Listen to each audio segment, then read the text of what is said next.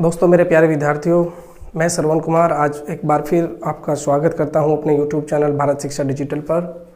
और दोस्तों, जैसे कि कल हमने चर्चा की थी ब्रह्मांड की उत्पत्ति को लेके, और मैं आशा करता हूं कि आप सभी लोगों को ये समझ में आया होगा अच्छे प्रकार से कि ब्रह्मांड की उत्पत्ति कैसे हुई, कौन कौन से सिद्धांत हैं जो ब्रह्मांड की उत्पत्ति को लेकर दिए गए हैं। तो दोस्तों, हमने कल क्या बात की थी? हमने देखा था कि ज्योग्राफी किसको कहते हैं, और ज्योग्राफी किसको कहते हैं इस बात से हमें पता चला था कि पृथ्वी के रूप के वर्णन के अध्ययन को क्या कहते हैं? भूगोल कहते हैं।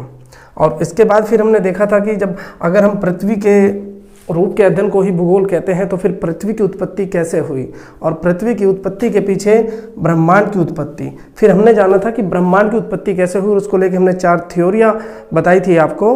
और 4 थ्योरियों में से एक जो सबसे इम्पोर्टेंट थ्योरी थी वो थी big bang theory, big bang सिद्धांत। और इस सिद्धांत के बारे में मैंने आपको कंप्लीटली क्या था, अच्छे से बताया था, और आशा करता हूं कि सभी आप सभी को अच्छे से ये समझ में आया होगा। और अगर देखो किसी को कोई टॉपिक कहीं भी कोई दिक्कत है तो वो मुझे कमेंट सेक्शन में आके बता सकता है, नहीं तो मेरा व्हाट्सएप नंबर है जो आप सभी के पास होगा, और आप मुझे क्या कर सकते हैं, मैसेज कर सकते हैं, या फिर कॉल कर सकते हैं, या फिर कमेंट कर सकते हैं। मैं ज़रूर कोशिश करूंगा कि हर बच्चे तक मेरी क्लास और हर बच्चे की समझ में मेरी क्लास जो है आराम से आए, सुविधापूर्वक बच्चे को आराम से समझ में आए। तो दोस्तों, हम देख लेते हैं। तो हमने कल दोस्तों लास्ट इसमें बताया था कि कैसे कैसे ब्रह्मांड की उत्पत्ति हुई और कैसे कैसे हमारा सौरमंडल बना। सबसे पहले इसमें एक पिंड था, उसमें विस्फोट हुआ तो हमारी आकाशगंगा और असंख्य पिंड बने, और फिर उनसे विस्फोट होने के बाद में तारे बने, और तारे के बाद में क्या है, हमारा सौरमंडल बना। और उस सौरमंडल का एक महत्वपूर्ण हिस्सा क्या है, सूर्य और पृथ्वी है। तो दोस्तों, आओ देख लेते हैं एक बार सौरमंडल किसे कहते हैं और सौरमंडल क्या होता है।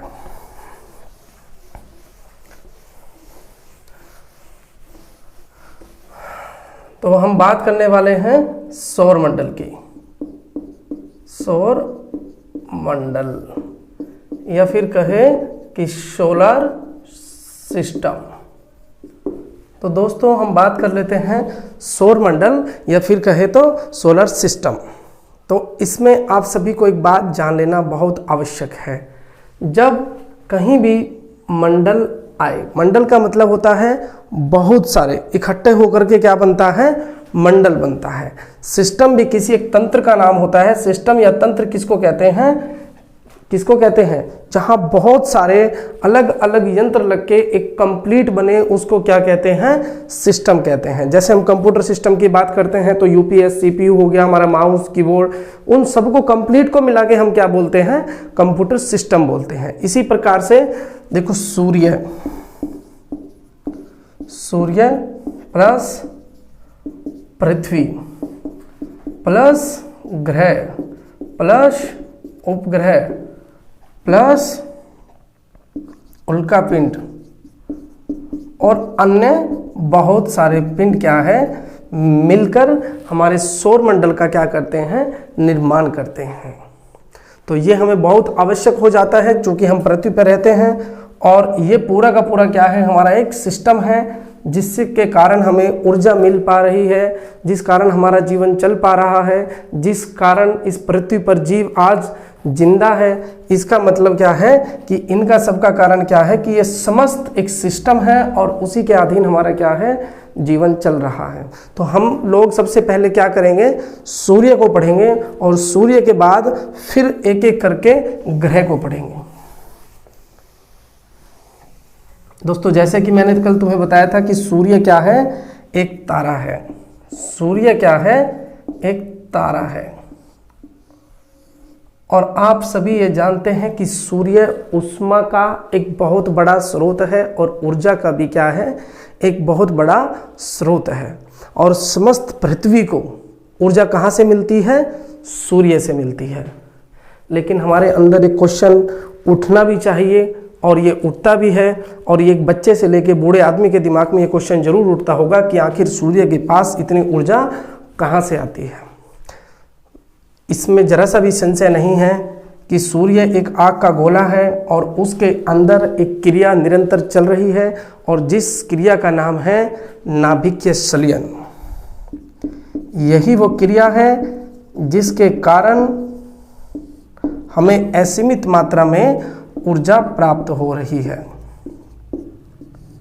नाभिकीय संलयन।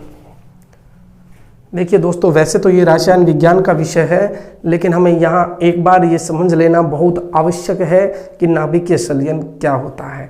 उसके बाद फिर देखेंगे हम कि सूर्य जो हमें ऊर्जा देता है, उस सूर्य को ऊर्जा कैसे मिल रही है और कैसे वहाँ पर सूर्य के पास में ऊर्जा का निर्माण हो रहा है। नाभिकीय संलयन।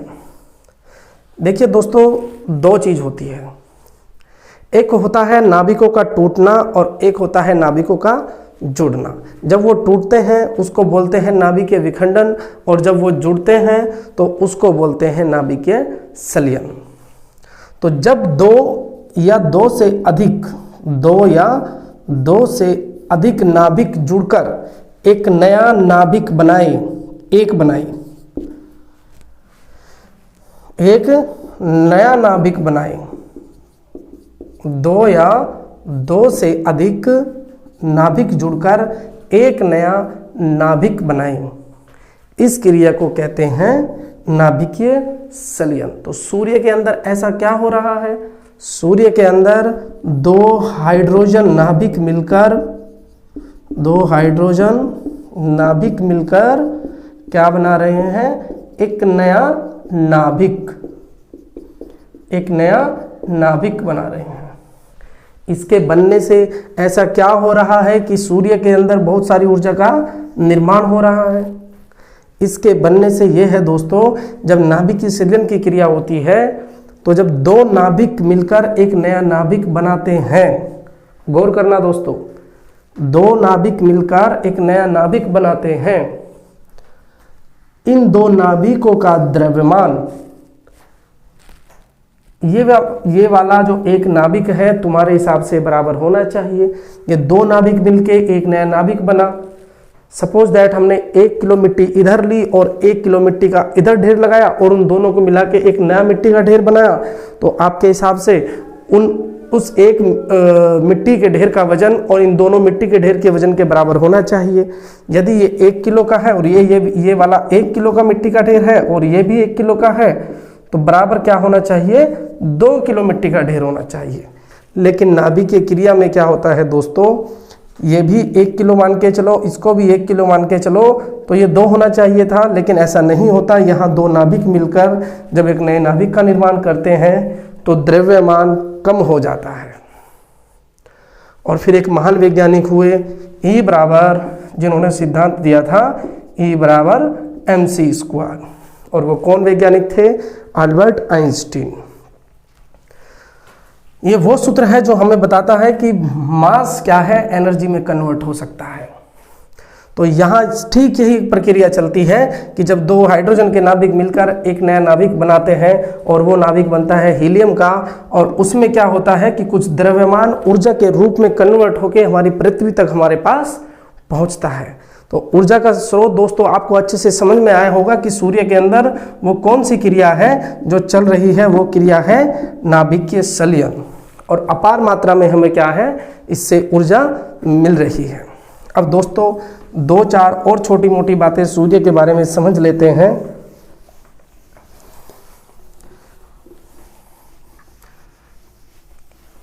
देखो दोस्तों, जो सूर्य का भाग हमें अपनी आंखों से दिखाई देता है, उसको हम क्या कहते हैं? प्रकाश मंडल, फोटोस्फीयर।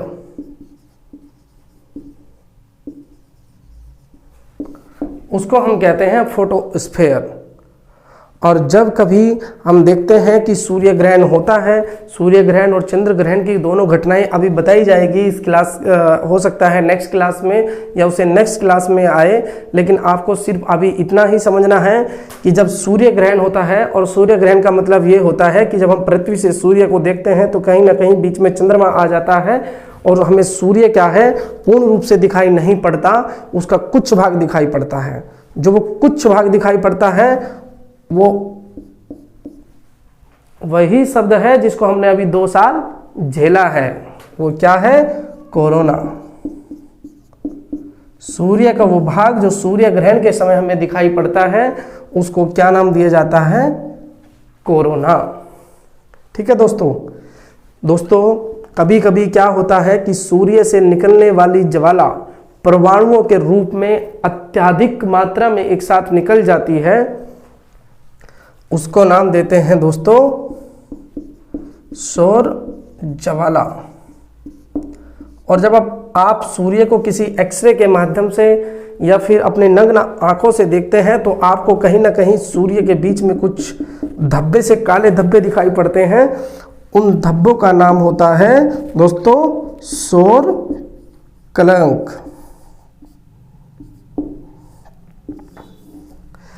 ये जो काले काले धब्बे होते हैं ये सूर्य से निकलने वाली जो ऊर्जा होती है कहीं ना कहीं ये उसको प्रभावित करते हैं। और ये हमारे प्रभावित क्या करते हैं कि सूर्य से निकलने वाली किरणें को ये बाधित कर देते हैं और जिससे हमारा कभी कभी जो संचार सिस्टम है, जो संचार सुविधा है, जिसके कारण हम एक दूसरे से कम्युनिकेशन कर पाते हैं वो पृथ्वी पर कहीं ना कहीं बाधित हो जाती है।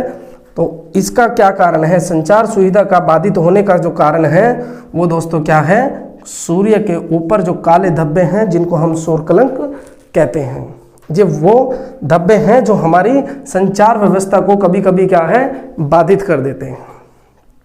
अभी दोस्तों इसमें एक करंट का क्वेश्चन आपको नोट भी कर लेना चाहिए और समझना चाहिए। हमारा इसरो अभी एक नया उपग्रह भेजने वाला है और जिसका नाम होगा आदित्य L1। ये 2022 में ही भेजा जाएगा। और ये किस लिए भेजा जाएगा? ये इस कोरोना के अध्ययन के लिए भेजा जाएगा।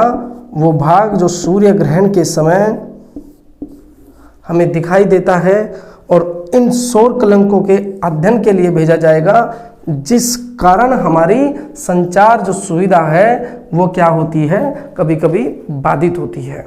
तो दोस्तों मेरे हिसाब से यही लगभग मोटी मोटी बातें थी जो सूर्य के बारे में थी और आप सभी ने मेरे हिसाब से इन सभी को क्या किया होगा? अच्छे से समझा होगा।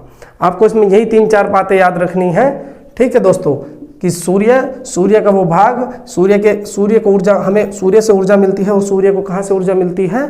सूर्य के अंदर होने वाली नाभिकीय संलयन की क्रिया से। और सूर्य का वो भाग जो हमें आंखों से दिखाई देता है उसको क्या कहते हैं? प्रकाश मंडल कहते हैं। और जब कभी कभी सूर्य ग्रहण की घटना होती है उसमें दिखाई देने वाला भाग जो हमें सूर्य का वो भाग जो सूर्य ग्रहण के समय दिखाई देता है उसको हम क्या कहते हैं? कोरोना कहते हैं। और हमने इसी प्रकार से सौर ज्वाला और सौर कलंक के बारे में पढ़ा, जिन सौर कलंकों की वजह से हमारी संचार व्यवस्था क्या होती है? कभी कभी बाधित होती है। और इसी संचार सुविधा को बाधित करने वाले कारक क्या है? सौर कलंक। इसका अध्ययन करने के लिए और कोरोना जो सूर्य ग्रहण के समय दिखाई देने वाला भाग है उसका अध्ययन करने के लिए हमारा इसरो एक मिशन भेजने वाला है, एक उपग्रह सेट करने वाला है जिसका नाम क्या होगा? आदित्य L1 होगा। और ये उपग्रह हमारा जो है 2022 में लगभग भेज दिया जाएगा। अभी तय यही है कि इसको 2022 में भेजा जाएगा। तो दोस्तों अब हम देख लेते हैं अपना सोलर सिस्टम।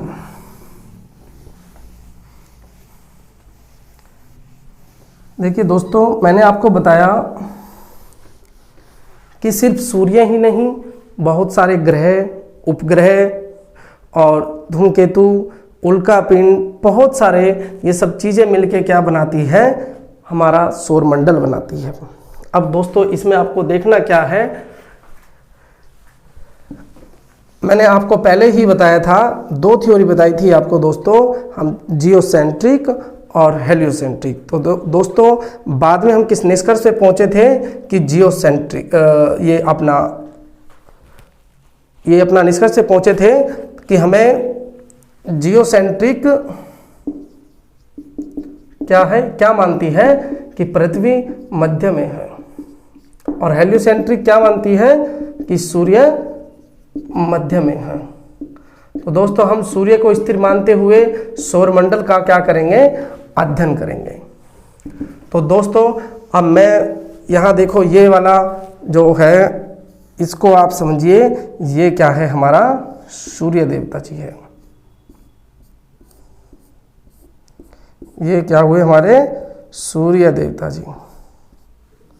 हिंदू धर्म में सूर्य की पूजा की जाती है तो इसलिए क्या बोलते हैं, इनको सूर्य देवता जी बोलते हैं।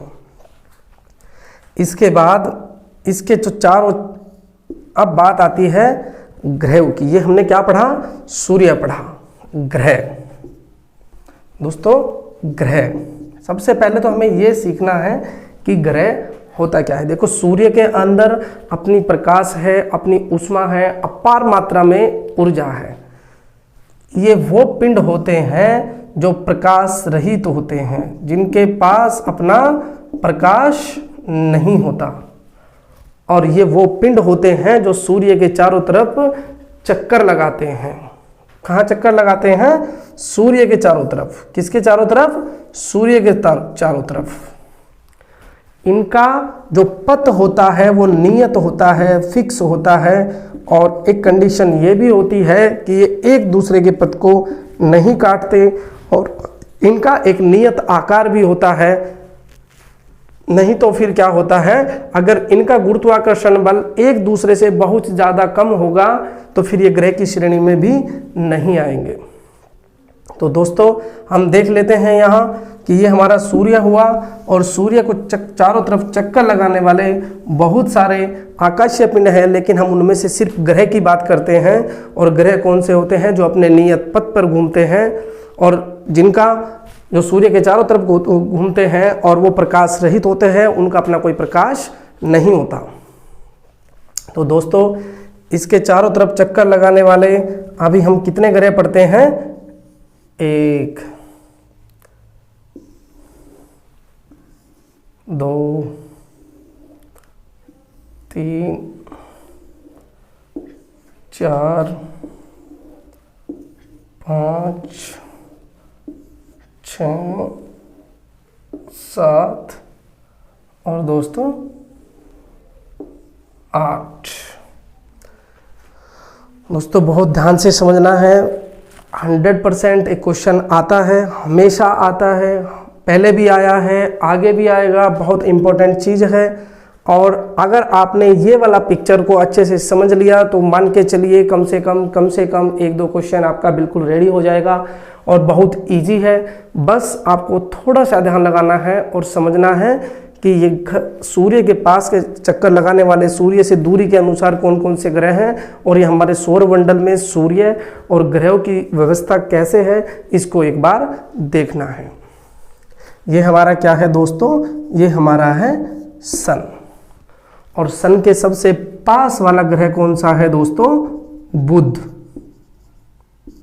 और बुध के बाद वाला ग्रह कौन सा है दोस्तों, शुक्र। और शुक्र के पास वाला ग्रह कौन सा है दोस्तों, पृथ्वी। और ठीक इसके बाद वाला ग्रह कौन सा है दोस्तों, मंगल। और फिर ये वाला कौन सा है दोस्तों, बृहस्पति। और फिर ये वाला कौन सा है, ये वाला दोस्तों शनि। और ये वाला दोस्तों अरुण। और ये वाला दोस्तों वरुण।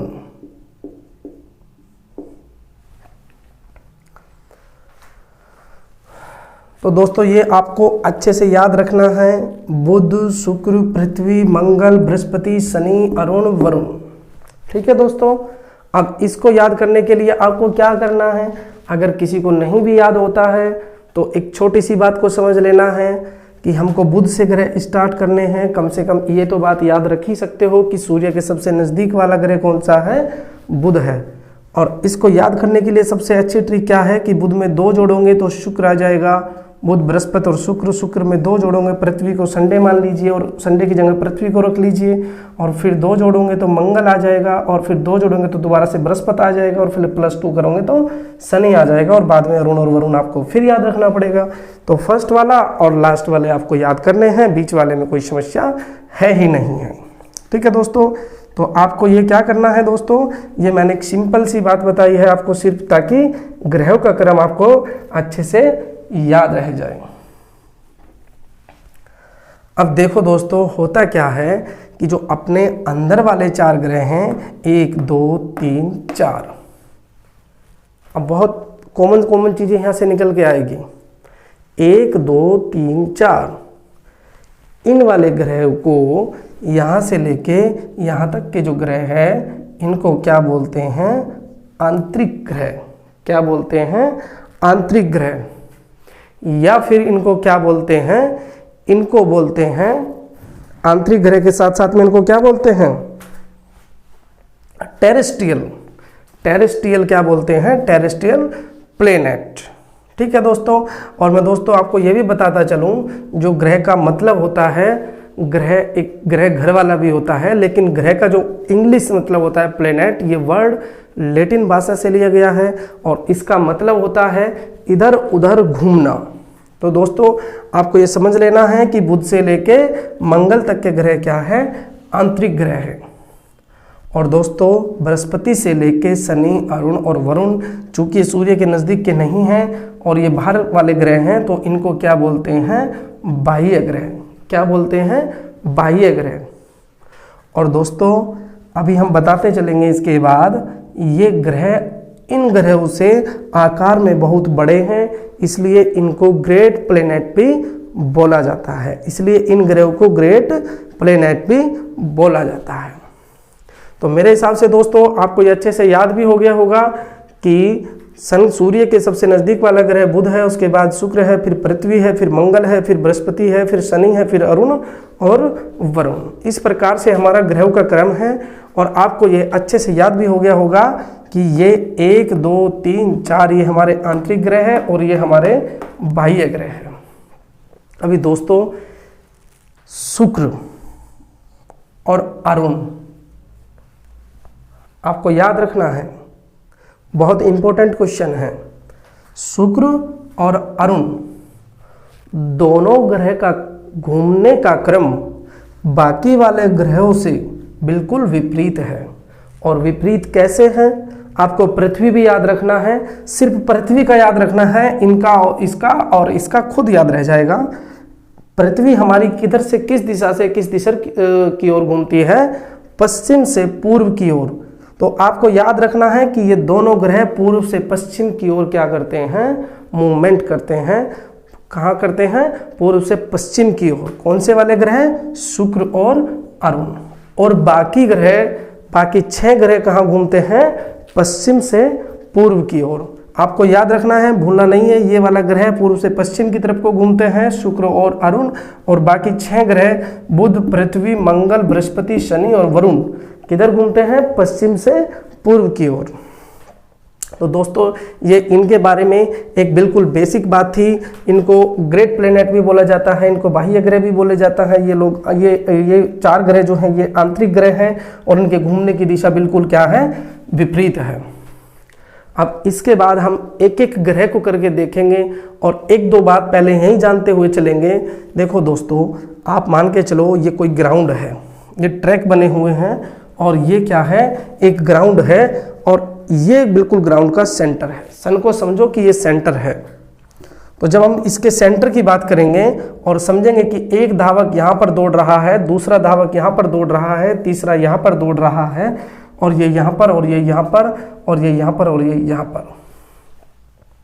तो हमारा मानना ये है कि जैसे जैसे ये दूरी बढ़ेगी, मैथमेटिक्स के हिसाब से, मैथमेटिक्स में एक फॉर्मूला होता है 2πr। आर मतलब क्या है कि रेडियस, सेंटर से जो रेडियस है जो ये बढ़ेगी, तो ऐसे ऐसे क्या है, इसके जो दूरी है वो भी बढ़ती चली जाएगी। और आपको ये याद रखना है कि इसका सबसे जल्दी चक्कर कौन लगाएगा, ये वाला धावक लगाएगा। तो आपको याद रखना है, सबसे पहले इसका परिक्रमण काल सबसे कम किसका होता है, बुध का होता है, दूसरा शुक्र का, तीसरा पृथ्वी का, चौथा मंगल का, पांचवा बृहस्पति का, शनि का कितना होता है, शनि का बृहस्पति के बाद, और इसके बाद अरुण और उसके बाद वरुण। इसका मतलब ये है दोस्तों, अगर ये 88 डेज में सूर्य की परिक्रमा कर लेता है तो दोस्तों ये कितने में करता है, 255 में, और इसका सभी को पता है 365 5 में कर लेता है। और इसी प्रकार से हम देखते देखते ये कहाँ तक पहुँच जाएंगे, यहाँ पर 29.5 ईयर आ जाएगा और ऐसे ऐसे ये यहाँ पर क्या होगा, बढ़ता चला जाएगा। दोस्तों ये लगभग दोस्तों ये 11 वर्ष में करता है। और ये भी दोस्तों क्या है, मंगल ग्रह भी जो है लगभग दोस्तों 4 वर्ष से के आसपास क्या करता है, इसकी परिक्रमा करता है। ये दोस्तों आपको डिजिट को देख लेना है, वैसे इसको पूछेगा नहीं कभी भी, ये आपको याद रखने की आवश्यकता नहीं है, लेकिन हाँ आपसे ये पूछ सकता है कि सूर्य की परिक्रमा सबसे कम समय में करने वाला ग्रह कौन सा है, तो आपको याद रखना है बुध। और सबसे कम समय में परिक्रमा करने वाला ग्रह कौन सा है, वरुण। तो आपको 2 चीजें याद हो गई। अब आपने इसको क्या माना था, ग्राउंड का सेंटर माना था, आप इसको आग का गोला मान लीजिए और समझ लीजिए कि सभी लोग आग के सामने क्या कर रहे हैं, ये आग का गोला है और क्रम वाइज आग के गोले के पास लोग बैठे हुए हैं। तो सबसे ज़्यादा ऊष्मा किसको प्राप्त होगी, बुध को प्राप्त होगी, फिर शुक्र को प्राप्त होगी, फिर पृथ्वी को प्राप्त होगी और मंगल को प्राप्त होगी और बृहस्पति और शनि और अरुण और वरुण। वरुण के पास क्या है कि सबसे कम मात्रा में क्या पहुंचेगी, ऊष्मा पहुंचेगी। तो आपके हिसाब से और मेरे हिसाब से भी बुध सबसे गर्म ग्रह होना चाहिए, लेकिन जब हम पुस्तकों में पढ़ते हैं तो पता चलता है कि बुध सबसे गर्म ग्रह नहीं है। एक थोड़ा सा विवाद है इन दोनों ग्रह के बीच में, गर्म और ठंडा होने का। बाकी क्या है, सभी क्रम अनुसार गर्म ये ठंडे होते चले जाएंगे। जैसे जैसे दूरियां बढ़ेगी ऐसे ऐसे ग्रहों का जो ऊष्मा संतुलन है वो क्या होगा, कम होता चला जाएगा, ये ठंडे होते चले जाएंगे। दोस्तों बुध के पास कोई भी वायुमंडल नहीं है, इसलिए जो भी ऊष्मा आती है वो निकल के चली जाती है। इसीलिए क्या होता है, जब सूर्य की ऊष्मा पड़ती है तो ये अत्यधिक गर्म हो जाता है और जिस हिस्से पे सूर्य की ऊष्मा नहीं पड़ती वो अत्यधिक ठंडा हो जाता है। और इस प्रकार से लगभग 450 डिग्री सेल्सियस का तापांतर बुध ग्रह के ऊपर क्या है, सबसे ज़्यादा तापांतर वाला ग्रह कौन सा है, बुध ग्रह। और जैसा कि दोस्तों आगे एक टॉपिक आएगा, अभी सिर्फ मैं आपको एक शब्द बता रहा हूँ, ग्लोबल वार्मिंग। ग्लोबल वार्मिंग बढ़ने का कारण है कार्बन डाइऑक्साइड का ज़्यादा होना, जिसके लिए हमारी सरकार उज्ज्वला योजना के तहत, ताकि हम लोग उपले ना जलाए, इसके लिए क्या कर रही है, उज्ज्वला योजना के तहत सिलेंडर दे रही है। और भी बहुत सारे पर्यावरण को बचाने के लिए कार्य किए जा रहे हैं ताकि ग्लोबल वार्मिंग ना बढ़े। और ग्लोबल वार्मिंग बढ़ने का एक मुख्य कारण है कार्बन डाइऑक्साइड गैस का होना। कार्बन डाइऑक्साइड गैस में क्या होता है कि ऊष्मा आ तो जाती है लेकिन वो जाने नहीं देती। और शुक्र ग्रह पर 95 to 96% कार्बन डाइऑक्साइड है। तो जब इतनी मात्रा में कार्बन डाइऑक्साइड होगी तो फिर सूर्य से आने वाला प्रकाश आ तो जाएगा लेकिन वापस नहीं जाएगा, और वापस नहीं जाएगा तो पर्याप्त मात्रा में ऊष्मा बनी रहेगी। और इस प्रकार से शुक्र ग्रह क्या होगा, सबसे ज़्यादा गर्म होने वाला ग्रह होगा, या फिर कहे तो सबसे ज़्यादा गर्म ग्रह का दर्जा किसको प्राप्त होगा, शुक्र ग्रह को प्राप्त होगा। तो दोस्तों हम देख लेते हैं दोस्तों, सबसे पहले बुध के बारे में 2-4 बात देख लेते हैं। दोस्तों बुध सूर्य के सबसे नज़दीक का ग्रह है, सबसे कम समय में परिक्रमण करने वाला ग्रह है, बुध का कोई उपग्रह नहीं है। दोस्तों ये वाले जो लाइनें हैं, ये जो फैक्ट है, आपको किसी भी पुस्तक में पढ़ लेने चाहिए, लेकिन जो मैं आपको बता रहा हूँ उनका क्रम याद करने से आपको 3 से 4 चीज़ें ऐसे ही याद हो जाएगी। जैसे सपोज दैट आपसे कोई पूछता है कि सबसे ठंडा ग्रह कौन सा होगा, तो मैंने बताया सबसे ठंडा, जो इस आग के गोले से सबसे दूर होगा वो सबसे ठंडा होगा। और नज़दीक में बुध होना चाहिए था, लेकिन कुछ कारण है कि जिस कारण बुध ना होकर के शुक्र जो है सबसे गर्म ग्रह है। दोस्तों अगर परिक्रमण काल की बात आती है तो आपने देख लिया है कि परिक्रमण काल जो सूर्य के सबसे नज़दीक है वो सबसे जल्दी क्या करेगा, सूर्य का एक चक्कर पूरा करने में सबसे कम समय लगाएगा। तो दोस्तों बुध के बारे में आपको यही 2-4 चीज़ें याद रखनी थी और यही आपको याद करना था। बुध सूर्य के सबसे नज़दीक और परिक्रमण काल सबसे कम रखने वाला ग्रह है और इसका दैनिक तापांतर सबसे ज़्यादा है। अब बात करते हैं दोस्तों शुक्र की। जब दोस्तों बात शुक्र की आएगी तो सबसे पहले तो हमें यही देखना है कि जो इसके घूमने की दिशा है वो बाकी 6 ग्रहों से क्या है, अलग है, ये विपरीत दिशा में घूमता है। इसको साँझ का भोर का तारा या साँझ का तारा भी कहा जाता है।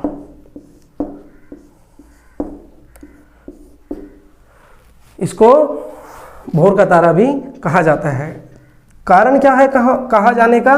कारण यह है दोस्तों कि ये सुबह को पूर्व दिशा में दिखता है और शाम को पश्चिम दिशा में क्या है, दिखता है। इसके कारण इसको क्या कहा जाता है? भोर का तारा या भोर का तारा या साँझ का तारा। दोस्तों, शुक्र ग्रह पर लगभग कुछ चीज़ें इस प्रकार की पाई जाती है जो पृथ्वी पर भी पाई जाती है, इसलिए शुक्र ग्रह को क्या कहा गया दोस्तों? पृथ्वी की बहन भी कहा गया। ये दोस्तों आपको किसी भी बुक में याद कर लेना है, ये सीधे सीधे फैक्ट है और इससे ज़्यादा कुछ भी नहीं है। और दोस्तों चूंकि आप देखो बुध, शुक्र और पृथ्वी, अब पृथ्वी से या तो मंगल नज़दीक होगा या फिर शुक्र नज़दीक होगा। कई बार क्वेश्चन पूछ लिया जाएगा कि पृथ्वी के सबसे नज़दीक का ग्रह कौन सा है, तो आप लोग कंफ्यूज हो जाओगे कि मंगल है कि या फिर शुक्र है। तो दोस्तों इसके और इसके बीच की दूरी क्या है? कम है अपेक्षा मंगल के। तो पृथ्वी के सबसे नज़दीक का ग्रह कौन सा होगा दोस्तों?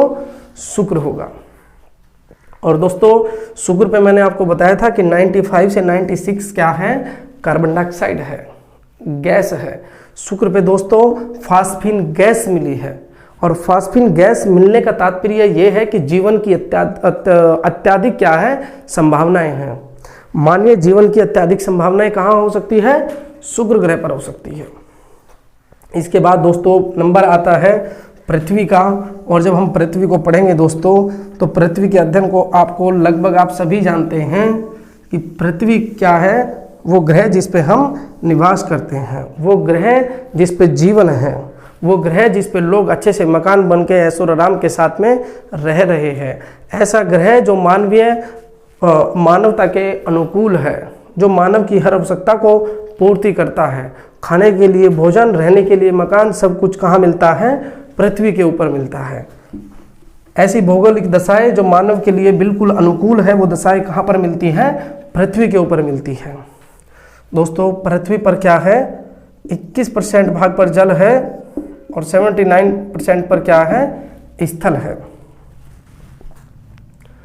तो दोस्तों हमें ये देख लेना है कि जब हम इतने सारे जल वाले ग्रह को दूर से देखते हैं तो वो क्या दिखाई पड़ेगा? नीला दिखाई पड़ेगा, इसलिए पृथ्वी को नीला ग्रह भी कहते हैं। दूसरी चीज़ क्या है दोस्तों? एक जो इम्पोर्टेंट चीज़ है वो आपको यहाँ पे याद कर लेनी है, 100% याद कर लेनी है। सबसे ज़्यादा डेंसिटी या फिर कहे घनत्व वाला ग्रह कौन सा है? पृथ्वी। और ये चीज़ें आपको पता ही है दोस्तों कि पृथ्वी सूर्य का चक्कर 365 दिन में लगाती है, अपनी धुरी पर एक चक्कर 24 आवर्स में कंप्लीट करती है। और दोस्तों पृथ्वी अपने अक्ष पर कितना झुकी हुई है दोस्तों? साढ़े 23 डिग्री झुकी हुई है। और दोस्तों यहाँ जो प्रश्न गलत होने की संभावना रहती है वो ये रहती है, दो तरह के प्रश्न बनते हैं। पहला, पृथ्वी अपने अक्ष पर कितनी झुकी हुई है? ये ऐसे है, ये ऑटोमेटिक नेचुरली ऐसे है। और जब बात करते हैं जिस पथ पर ये घूमती है, अर्थात अपने घूर्णन अक्ष, जिस अक्ष पे ये घूमती है उससे ये कितनी झुकी हुई है, तो तब बात आती है तो फिर कहेंगे 66.5 डिग्री। दोनों बात याद रखनी है। पहली क्या है? ये अपने अक्ष पर नेचुरली प्राकृतिक रूप से कितना झुकी हुई है? 23.5 डिग्री। और जब बात आती है कि ये अपने घूर्णन अक्ष पे कितनी घूमी हुई है तो कहेंगे 66.5 डिग्री। तो इस प्रकार से दोस्तों पृथ्वी के बारे में भी मैं कहता हूँ, आपको कोई अगर फैक्ट छूट भी जाए, आपको क्या करना है कि कोई भी पुस्तक उठानी है और कुछ अगर आपको डाउट होता है तो मुझसे ज़रूर पूछ लीजिएगा, बाकी नहीं तो ये आपको याद रखना है, इन्हीं में से कोई ना कोई क्वेश्चन बनता है। इसके बाद दोस्तों हम बात करेंगे मंगल ग्रह की। मंगल ग्रह का नाम याद आते ही एक बात याद आती है, मंगलयान। दोस्तों बहुत सभी देश लगभग प्रयास कर रहे हैं कि हम कहीं ना कहीं मंगल पर जीवन को खोजें, और सबसे ज़्यादा अनुसंधान किसी ग्रह के लिए अगर चल रहे हैं वो है मंगल ग्रह। और दूसरी चीज़ हम जब देखते हैं दोस्तों, तो हम एक चीज़ और भी पढ़ते हैं कि मंगल ग्रह को क्या है दोस्तों, मंगल ग्रह को क्या कहते हैं दोस्तों, लाल ग्रह। क्या कहते हैं दोस्तों, लाल ग्रह। अब जैसे पृथ्वी के ऊपर पानी अधिक था और इसलिए पृथ्वी को क्या कहते हैं, नीला ग्रह। हमारे मंगल जी के ऊपर क्या है, मंगल जी के ऊपर क्या है, आयरन ऑक्साइड की मात्रा, आयरन ऑक्साइड की मात्रा क्या है, बहुत ज़्यादा है, जिसको हिंदी में क्या बोलते हैं, जंग। और जंग किस तरह का दिखता है कि थोड़ा रेड रेड दिखता है, तो इसलिए इस ग्रह को भी क्या, मंगल ग्रह को क्या नाम दिया गया है, लाल ग्रह। दोस्तों अब बात आती है दोस्तों उपग्रह की। ये थोड़ा आपको समझ लेना चाहिए उपग्रह। ऐसे तो इसके बाद ठीक ग्रह के बाद मैं आपको उपग्रह पढ़ाऊंगा। अभी आपको सिर्फ एक छोटी सी बात याद रखनी है कि जिस प्रकार सूर्य के चारों तरफ चक्कर लगाने वाले पिंड जो अपने एक नियत स्थान पर घूमते हैं और एक नियत आकार रखते हैं और एक नियत गुरुत्वाकर्षण बल रखते हैं कि कम से कम इतना गुरुत्वाकर्षण बल होना चाहिए, उसी प्रकार से ग्रहों के चारों तरफ चक्कर लगाने वाले पिंड, सूर्य के नहीं ग्रहों के, वो क्या कहलाते हैं, उपग्रह। तो हमारी पृथ्वी जो अभी मैंने बताया था तुम्हें इससे पहले, पृथ्वी के चारों तरफ चक्कर कौन लगाता है, चंद्रमा। तो पृथ्वी का उपग्रह कौन हुआ, चंद्रमा। तो इसी प्रकार से दोस्तों मंगल के चारों तरफ को चक्कर लगाने वाले हमारे दो उपग्रह हैं, और उनमें से एक का नाम है डिवोस और हिबोस। ये दोनों ग्रह क्या है, मंगल ग्रह के चारों तरफ क्या करते हैं, चक्कर लगाते हैं। दोनों उपग्रह, ये किसके उपग्रह हैं, मंगल ग्रह के उपग्रह। ये कहाँ घूमते हैं, मंगल के चारों तरफ। और एक जो सबसे इंपॉर्टेंट चीज है दोस्तों, वो ये है कि जो हमारा डिवोस उपग्रह है, वो जितने भी उपग्रह हैं, जितने भी हमारे प्राकृतिक उपग्रह है, उसमें सबसे छोटा है। मंगल ग्रह का उपग्रह डिवोस सबसे छोटा उपग्रह है। जितने भी हमारे प्राकृतिक उपग्रह है, वो प्राकृतिक और कृत्रिम दो तरह के उपग्रह होते हैं, वो बाद में बताएंगे। लेकिन अभी याद क्या रखना है कि जितने भी हमारे प्राकृतिक उपग्रह है, उसमें सबसे छोटा क्या है, डिवोस है। तो दोस्तों मंगल के बारे में लगभग इतनी बातें थी, और आपको इन सभी को मेरे हिसाब से पॉइंट आउट कर लेना चाहिए, नोट आउट कर लेना चाहिए, या फिर किसी पुस्तक में और विस्तृत तरीके से आपकी समझ, एक मजबूत समझ बने, आपको कोई पुस्तक में भी पढ़ लेना चाहिए। और हाँ, अगर कोई विषय कहीं से कोई ग्रहों से रिलेटेड कोई बात आपके समझ नहीं आती है तो मुझसे अवश्य पूछ लीजिएगा दोस्तों। इसके बाद दोस्तों देखते हैं बृहस्पति। जब दोस्तों बात बृहस्पति ग्रह की आती है, बृहस्पति ग्रह में क्या है दोस्तों, सबसे पहले आपको यहाँ एक चीज़ नोट कर लेनी है कि ये सबसे बड़ा ग्रह है, सबसे बड़ा ग्रह कौन है, बृहस्पति। याद रहेगा दोस्तों, सबसे बड़ा ग्रह कौन सा है, बृहस्पति। इसके बारे में दोस्तों आपको और भी चीजें देख लेनी है कि बृहस्पति के पास उपग्रहों का एक बहुत बड़ा परिवार है, और 79 उपग्रह किनके पास है, बृहस्पति जी के पास। बृहस्पति के कितने उपग्रह हैं, 79। और इनको इसी कारण से लघु सौर तंत्र भी कहा जाता है। लघु सौर तंत्र क्या है, बृहस्पति जी को कहा जाता है, चूंकि इनके पास बहुत सारे उपग्रह भी है और ये हमारा सबसे बड़ा ग्रह भी है। तो इस समस्त को हम लघु सौर तंत्र के नाम से भी क्या है जानते हैं। दोस्तों एक जो और इम्पोर्टेंट चीज़ है वो ये चीज़ है, जिस प्रकार से मंगल ग्रह के पास में सबसे छोटा उपग्रह डिवोस है, उसी प्रकार से बृहस्पति के 79 उपग्रहों में से एक ग्रह है गैनीमीड। और ये वो उपग्रह है कि जो भी हमारे जितने भी प्राकृतिक उपग्रह हैं उनमें से सबसे बड़ा ग्रह होने का दर्जा किसको प्राप्त है, गैनीमीड उपग्रह को। तो ये हमारा क्या है, सबसे बड़ा उपग्रह है। सबसे बड़ा उपग्रह क्या है, गैनीमीड। याद रखना दोस्तों, गैनीमीड सबसे बड़ा उपग्रह है। किसका उपग्रह है, बृहस्पति का। और बृहस्पति क्या है, सबसे बड़ा ग्रह है। और बृहस्पति जी के पास टोटल कितने उपग्रह हैं, 79। और इसलिए इसको क्या बोलते हैं, लघु सौर तंत्र बोलते हैं।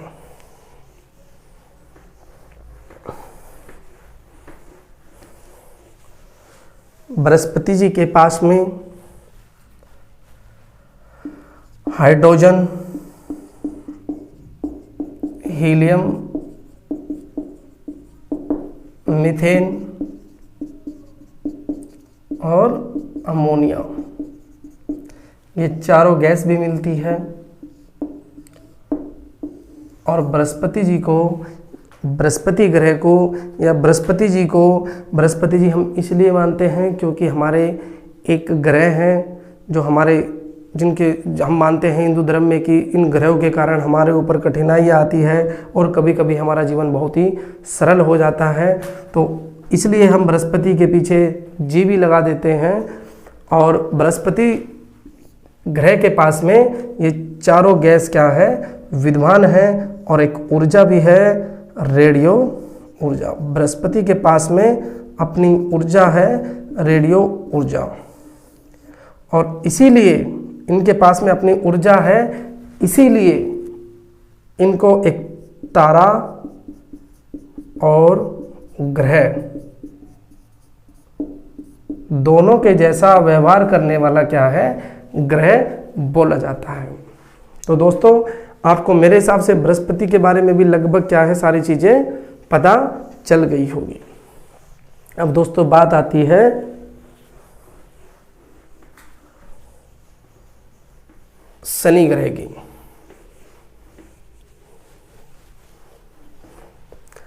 शनि ग्रह दोस्तों, शनि ग्रह पे भी ये चारों गैसें क्या है, विद्यमान है। अब देखो ये दोस्तों बताने की जरूरत नहीं है कि ये सूर्य से छठे नंबर का ग्रह है, ये तो चूंकि आप पहले ही पढ़ चुके हो।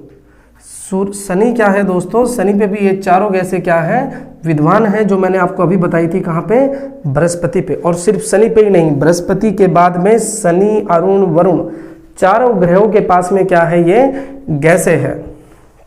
और ये गैसें शनि ग्रह पर अत्यधिक मात्रा में पाई जाती है, इसलिए शनि को क्या बोलते हैं,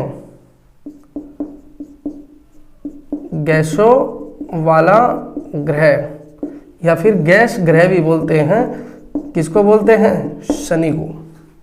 इसके पास में, शनि के पास में जो सबसे इम्पोर्टेंट चीज़ है वो याद रखने की ये है कि सबसे ज़्यादा उपग्रह रखने वाला ग्रह कौन सा है, शनि। और कितने ग्रह है, 82 या 82 ग्रह किसके पास है, शनि के पास है। शनि के पास कितने ग्रह हैं, 82। और दूसरा सबसे बड़ा उपग्रह इन 82 में से एक ग्रह है जिसको सभी जानते हैं, वो क्या है, टाइटन। वो कौन सा ग्रह है, टाइटन। शनि ग्रह के, शनि गैसों, अत्यधिक गैसों वाला ग्रह है तो इसको गैस ग्रह भी बोलते हैं या गैसों वाला ग्रह भी बोलते हैं। और 82 सबसे ज़्यादा उपग्रह रखने वाला ग्रह कौन सा है, शनि है। और दूसरा सबसे बड़ा ग्रह कौन सा है, टाइटन है। तो आपको लगभग इतनी बात याद रखनी है दोस्तों। और बाकी जो चीज़ें हैं, कोई देखो ऐसा है कोई अगर आपसे चीज़ छूट भी जाती है, आप किसी भी पुस्तक का अध्ययन करेंगे और बहुत सारे फैक्ट हो सकता है उसमें कुछ और भी फैक्ट मिल जाए, लेकिन दोस्तों आपको अगर ये क्रम याद होगा, आप लोग दोस्तों समझ सकते हो चीज़ों को, कौन बड़ा ग्रह है कौन छोटा ग्रह है। दोस्तों ये बहुत बड़ी चीज़ें नहीं हैं। अब मान के चलो मैं आपको बोल भी दूं कि आकार में सबसे बड़ा ग्रह कौन सा है, बृहस्पति है, और छोटा कौन सा है कि बुध है। आपको ये चीज़ें सिर्फ याद रखने के लिए है, इसका कोई सूत्र नहीं हो सकता, इसका कोई तरीका नहीं हो सकता, ये आपको याद करना ही करना है। और दोस्तों आपको जो भी पुस्तक आप फॉलो करते हैं उसमें से आपको ये फैक्ट ज़्यादा से ज़्यादा याद कर लेने होंगे, तभी आप एक अच्छी पकड़ एग्जाम में कर पाएंगे और अच्छे मार्क्स ला पाएंगे। दोस्तों अब बात आती है दोस्तों अरुण की। अरुण के बारे में बहुत ज़्यादा बातें नहीं हैं, एक सिंपल है कि अरुण को जो है लेटा हुआ ग्रह बोला जाता है। ये बहुत झुका हुआ दिखाई देता है अंतरिक्ष से, इसलिए इसको क्या बोला जाता है, लेटा हुआ ग्रह बोला जाता है। और अरुण जो ग्रह है इनके पास में क्या है दोस्तों, अरुण के पास में भी वो 4 गैसें हैं जो मैंने आपको अभी बताई थी। उसमें क्या है, हाइड्रोजन है दोस्तों, और हीलियम है, और दोस्तों मीथेन है, हीलियम है और मीथेन है, और दोस्तों एक लास्ट वाली दोस्तों कौन सी थी, अमोनिया गैस है दोस्तों। तो आपको ये 4 गैस हमेशा याद रखनी है। ये किसके पास है दोस्तों, बाह्य ग्रह। जो भी हमारे बाह्य ग्रह हैं या ग्रेट प्लेनेट है, जो ये आकार में सबसे ये आकार में बड़े हैं, इसलिए ये क्या है दोस्तों, आपको याद रखना है कि हाइड्रोजन, हीलियम, मीथेन और अमोनिया इनके पास है दोस्तों। अब दोस्तों आपको ये भी याद नहीं रखना है, देखो ये बहुत सारी पुस्तकों में लिखा मिलेगा कि अरुण ग्रह की खोज किसने की, आप पढ़ोगे विलियम हर्शेल ने की, और ऐसे ही इसको भी पढ़ोगे आप कि वरुण की खोज किसने की। तो ये चीज़ें पेपर एग्जाम में आती नहीं है, ये ट्रेंड खत्म हो गया दोस्तों। आपको सिर्फ अपनी थिंकिंग बनानी है, समझना है कि कैसे कैसे सिस्टम अपना पूरा काम करता है। और ये जो आप इस तरह के फैक्ट पढ़ते हो, जरूरी है कि एग्जाम के लिए पढ़ लेना चाहिए, लेकिन बहुत ज़्यादा डीप में जाने की आवश्यकता नहीं है। इस प्रकार से दोस्तों हम जब वरुण को देखेंगे कि वरुण के क्या है, वरुण ग्रह के 14 उपग्रह हैं, और ये सबसे दूर का ग्रह है, तो ये सबसे ठंडा भी ग्रह है, और इससे ज़्यादा दोस्तों सबसे ठंडा ग्रह होने का दर्जा किसको प्राप्त है, वरुण को प्राप्त है। तो दोस्तों मेरे हिसाब से ये आपको अच्छे से समझ में आया होगा। एक मैं छोटी सी चीज़ आपको बता देता हूँ जो आपको पुस्तकों में नहीं मिलेगी, गूगल पर जरूर मिल जाएगी, लेकिन पुस्तकों में नहीं मिलेगी। जब हम बात करते हैं इस ब्रह्मांड के सबसे बड़े ग्रह की, इस ब्रह्मांड के सबसे बड़े ग्रह की,